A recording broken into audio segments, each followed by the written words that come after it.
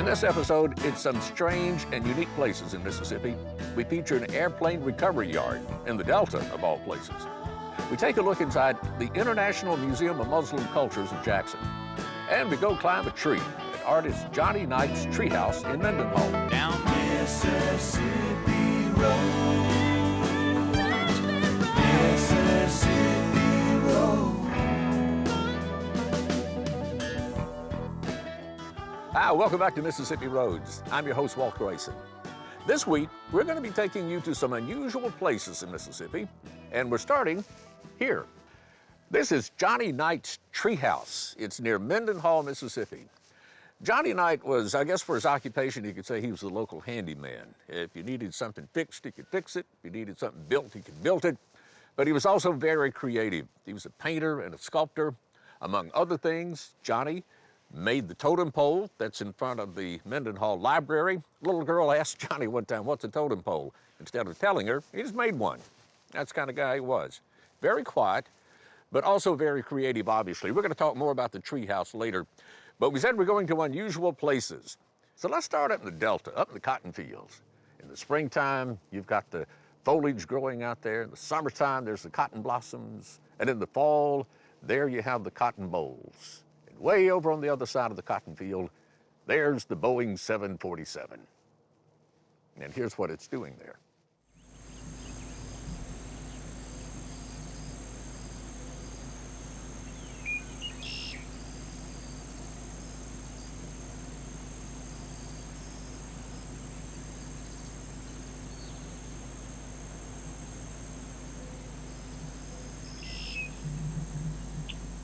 Airplanes are like any other object that moves around with lots of moving parts. Eventually, some of those parts need to be repaired, replaced, or whatever. And one of the best sources of parts that are usable off the airline fleet that's currently in the air are from airplanes that are coming out of service. General Electric owns a lot of the world's airliners.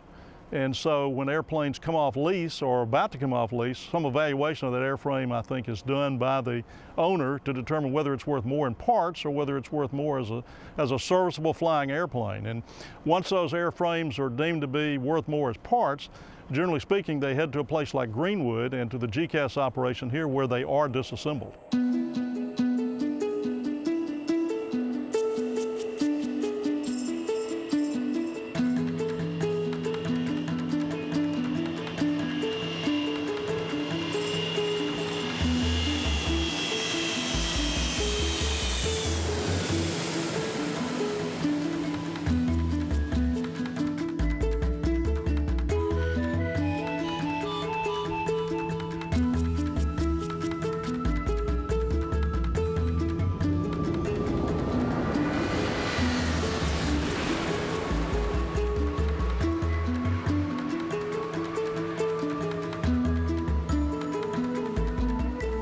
Right now, we have planes out there that have come from China, from Brazil, from places in America, and pretty much all over the world.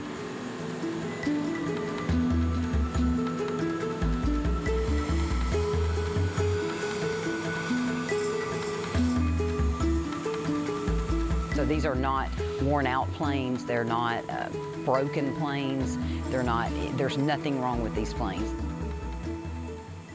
GCAS actually stands for GE Capital Aviation Services, and our division is the AMS division, which is the Asset Management Services division. GCAS actually they're one of the largest owner of aircraft in the world. So they buy the planes and they lease them out to the airlines in the industry. After a certain time, they get, depending on the number of hours, how long they've flown, who's the current requirements in the market. At some point, GCAS will make the decision to do what we call a roll-off. And when they roll them off, they take them off the books. A lot of the time they fly them here to Greenwood, and then we dismantle them and we resell the parts. When you look at aircraft such as the 777 behind me, the average person sees an airplane. Somebody in the dismantling business sees a lot of other things, such as the landing gear, the engines, the avionics out of the cockpit, the flight control surfaces. All have, in some cases, an immediate potential for reuse on a flying airplane. They keep the rest of the fleet in the air. So these companies like GCAS provide a very valuable service to the international and domestic airline industry.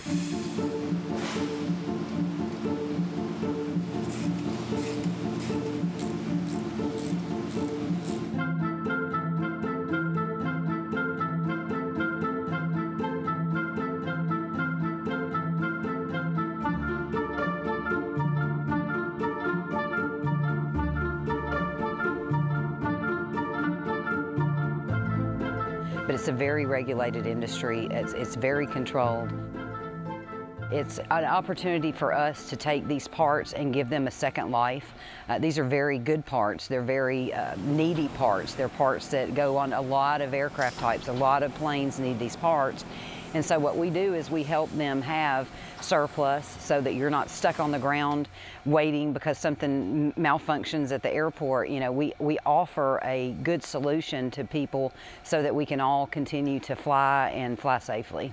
And so the parts and pieces are interchangeable by design, and a used part that's been properly inspected by a certified FAA-approved inspector, just as good as a new part. And so it's a cost savings not just to the airline, but contributes down to the people like us who fly. So it's what helps keep flying affordable to the industry.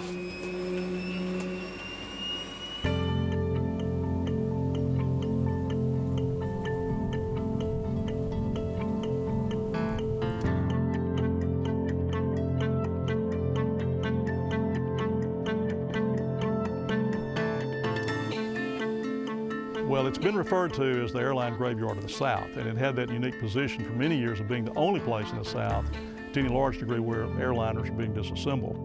When they first set up shop here, people just weren't accustomed to seeing large airplanes coming and going from this airport. We've done a really good job in the last 4 or 5 years, especially of really being visible in the community, because we did get that once or twice a month. Somebody would stop and say, "I don't know what y'all do here. We didn't know you did all this stuff here." So we've had several events.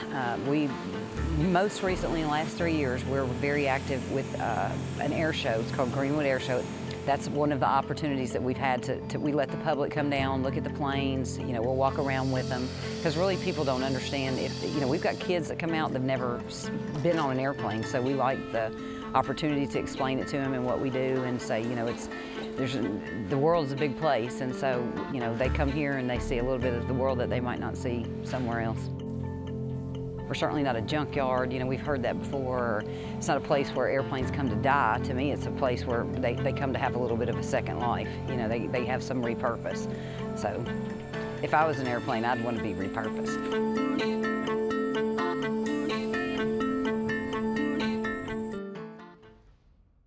Hey, we're talking about unique places in Mississippi this week. Got another one for you here. In Jackson, Mississippi, there's a museum dedicated to showcasing Muslim culture. And it's the first such museum in North America, which obviously would make that kind of unique to Mississippi as well as the nation. It was the dream of a couple of people back in 2001 that it'd be a good idea maybe to let the world know the contributions that Muslims have made. And how that museum wound up in Jackson, Mississippi is what we're about to find out.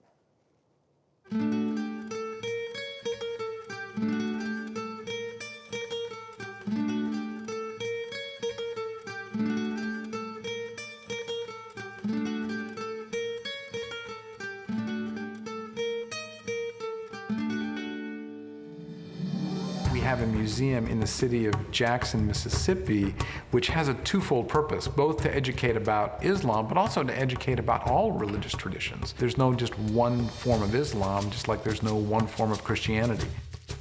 I talked with folks at the museum and was pretty impressed by the good work that they were doing. They're really committed to making a difference in this community. The unfortunate thing, though, is I think that things like ISIS end up getting more attention than some of the work that we see being done by people like the International Museum for Muslim Culture. It was never our vision that this will be turned into a full-time museum. Back in 2000, the city of Jackson hosted international exhibitions that used to come to Jackson every 2 years. At that time, there's an exhibit called Majesty of Spain, featuring primarily Spanish art from the 1700s. This exhibition was a major international exhibition, promoted to be probably the #1 must-see exhibition across the country. We just thought that, okay, they're going to be doing something on the Islamic contributions of Spain, but as it got closer, we learned that, of course, they weren't going to be doing anything. So the Muslim community in Jackson, which is relatively small, actually decided to get a group together and begin to plan a companion exhibit called Islamic Moorish Spain, Its Legacy to Europe and the West. So we started the planning in late 2000, and actually we were open to the public concurrently with the Majesty of Spain in April of 2001. We got a good number, about 25,000 of their visitors came to our exhibition, and they said to us, what you have is more substantive than what they have there, and we got a lot of encouragement. We were just going to do an exhibition. We weren't going to do a museum. We were just going to do the exhibition, close the exhibition, and be through with it. But of course, September the 11th happened.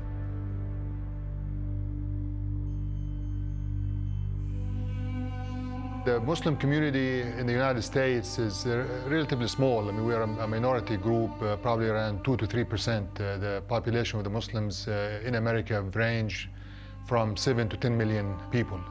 So really a lot of our neighbors and friends and colleagues don't know many Muslim Americans. So a lot of times when people don't know each other, this creates anxiety, and particularly after the events of September 11th.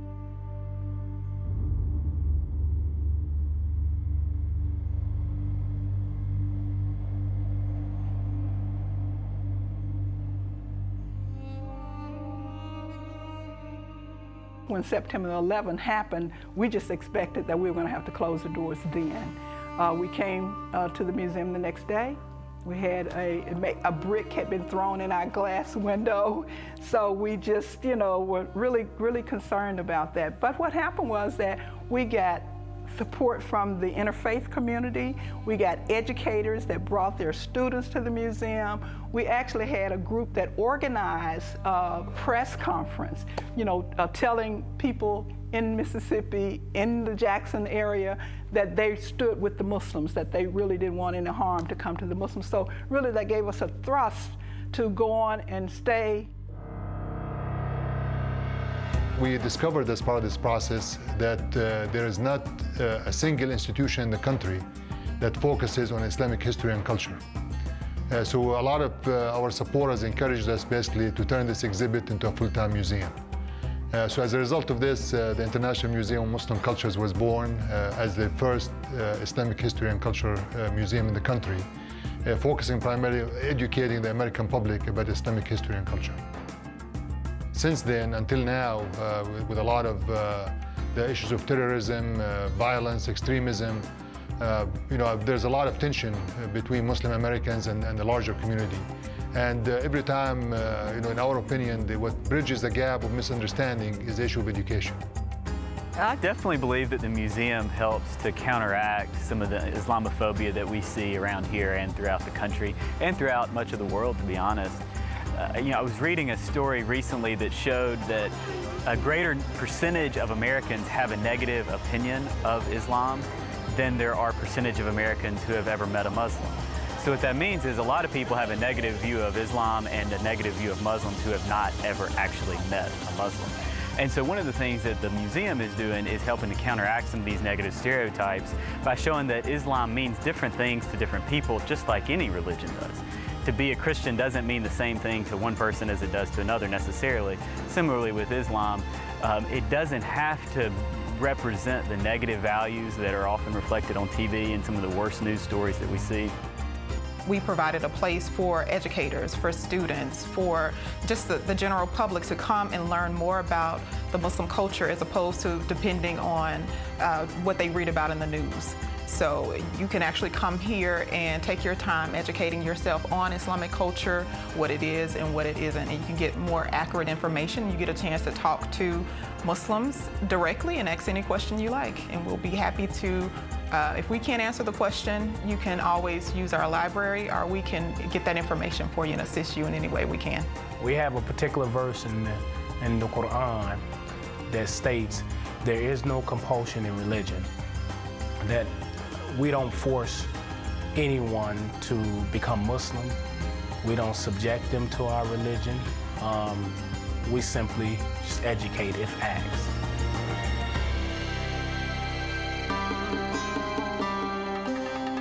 Some people think that the museum has some kind of Islamic agenda. Really what it's trying to do is to enlighten people about the history of Africa, the history of Mississippi, the history of Islam, and to show how all of those are connected. Because not a lot of folks in the United States know that Islam is part of America's history. Muslims were, in the U.S. long before we even had a constitution. Because so many of the Africans who were enslaved came from predominantly Muslim parts of Africa, it was these enslaved Africans who actually built the southern colonies. Historians say that 2/3 of the enslaved Africans that were brought to the Americas were Muslim. So part of the social fabric of America is to understand that Muslims are a part of what actually created America. The impact of those enslaved Muslims, the contributions that they brought here, like music, for example, America's original music, the blues sound actually was brought over not only by Africans, that's kind of been, that's been known for a while, but there's a recent study that now has established that original blues sound actually came from the Muslim call to prayer.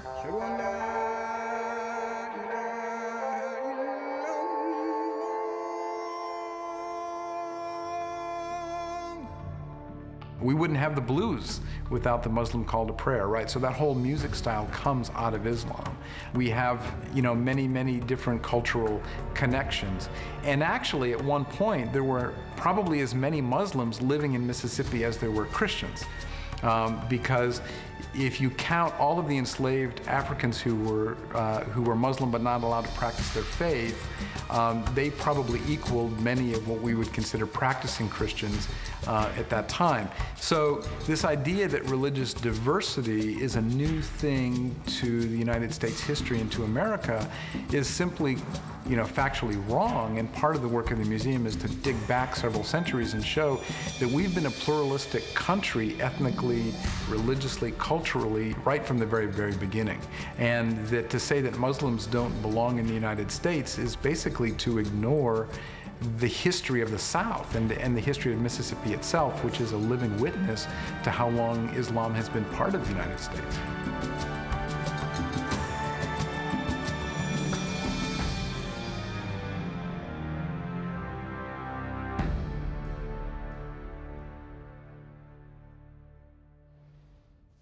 At this kind of a fun episode of Mississippi Roads, we're taking you to unique and unusual places in Mississippi, and this is one of my favorites, Johnny Knight's Treehouse near Mendenhall. I've loved this place since the first time I saw it, and thankfully now it's open to the public. You can come down to rent it for the weekend if you'd like, or even have a wedding out back. At the beginning of the show, we said we'd show you more about it. Here it is.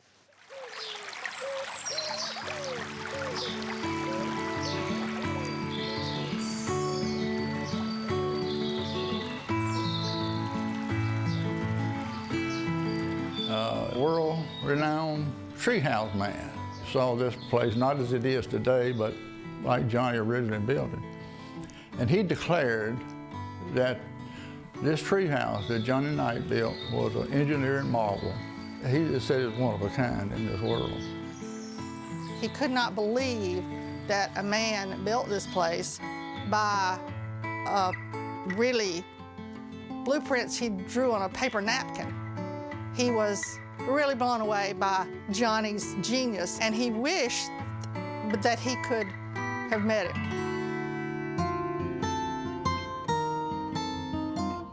Johnny was my uncle. He began the treehouse with the stumps, and the stumps came from Broadhead Lumber Company. And I think that they had received those stumps and couldn't run them through the mill. So Johnny saw the stumps, I'm gonna call them stumps, and he wanted to use that as a foundation. So we would took forklifts, load them up on our truck, take them out there, and then we just watched the tree house as it was being built. My daddy, Cletus Knight, was Johnny's older brother, and they were very close. They were like 2 years apart. And my daddy came down here every weekend to help him work on it. He started building on the house in maybe the mid-60s, late 60s, early 70s. And he was always working on it. He seemed to never finish. I remember times when he would call on us to help him. We came down, and of course my brother Bobby, he was a really strong guy, played football, worked out with weights, so we put him on the heavy end of the stick. I had to pull all the beams up for the roof, so that was I'm not trying to brag enough, but I was pretty strong back in them days.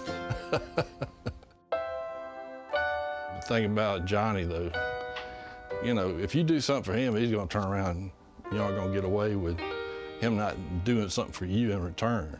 He would just do things and give it to people.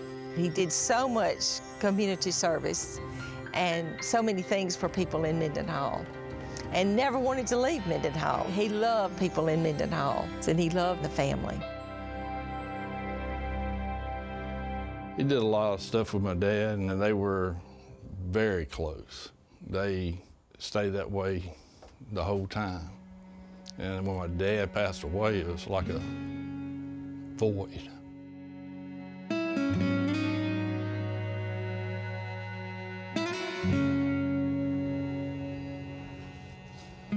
When we would drive back to Pensacola from Jackson, we'd always try to stop and see Johnny. And I knew he was alive, and you know, that would help fill that void that I had since my dad had gone. And then when I would come and visit Johnny, I noticed the roof was needing shingles, and the shingles on this was needing redone. And it was kind of, you know, beginning to need a lot of attention to it. And I know Johnny wasn't able to do it himself. Since my dad passed before him, it's like I had a big hole in my heart, and I was looking for Johnny to fill that hole. But it didn't happen because of Johnny's passing, probably a year after my dad passed. It was devastating to me and everybody in town that knew Johnny. Now, I think what you see here, what's left of what he started is probably the best indication of the artistic aspect of his life. You know, he and the people in Mendenhall just knew him. You know, they accepted Johnny for what he was, and didn't try to make anything else different out of him because they wouldn't have succeeded if they had tried. Because he was just Johnny. Wonderful man. I miss him. After his death, my mother and her family sold the place to Gail Hederman. I bought the Treehouse in 2004, and we embarked on a project to stabilize it and restore it, which was just, I cannot tell you, it was the most wonderful thing I've ever been a part of. I told my husband, I feel completely compelled to try to save this place. I said, I don't know what it is, but I just feel like I need to do this. So we did. What she did to this place just revitalized it and turned it into a magical place. It was very, very special to us because Gail continued to let us feel a part of the house. For example, every single thing she did, she would call and she would say, "What do you think Johnny would think about this?" I'm sure he wouldn't like everything I did, but I think he would like the fact that I saved it and kept it going. And I'm so thankful that someone did buy it and remodel it, and real thankful that it's being preserved, because just looking at the place does bring back memories of times that we spent with Johnny, and the way in which he loved my dad and my dad loved him. People have said, you know, how much they enjoy coming out here to Johnny's house and visit and be with Johnny. It's just almost like having a relationship with Johnny here on this place. From the beginning, I never felt like I owned the Treehouse. I just felt that I was a caretaker of the Treehouse. I think Johnny Knight will always own the Treehouse.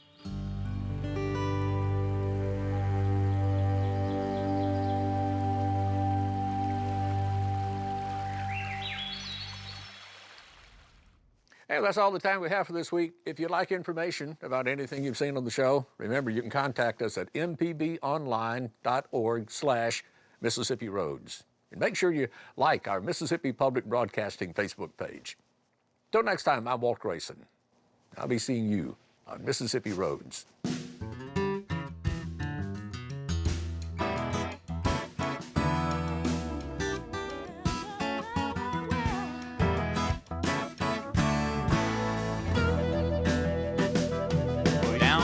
Mississippi Road.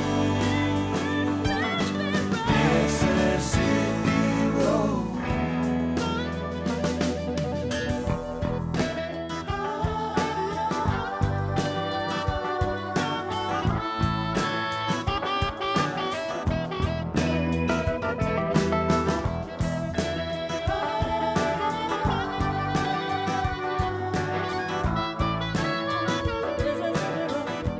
Mississippi Roads is made possible in part by the generous support of viewers like you. Thank you.